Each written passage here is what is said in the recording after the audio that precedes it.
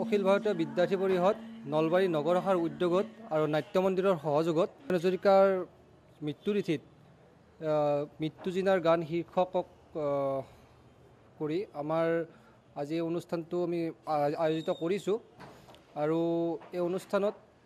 নলবাৰীবাসী ৰাইজ লগতে ছাত্ৰ ছাত্ৰীয়ে যি আজি সহায় সহযোগিতা কৰিলে তাৰ বাবে আমি বহুত ধন্যবাদ। আৰু ভূপেন হাজৰিকাৰ এই মৃত্যুতিথিত আজি আমি বিশেষকৈ শ্ৰদ্ধাঞ্জলি অনুষ্ঠান আৰু গীত মাতেৰে অনুষ্ঠানটো আমাৰ ভূপেন হাজৰিকাদেৱৰ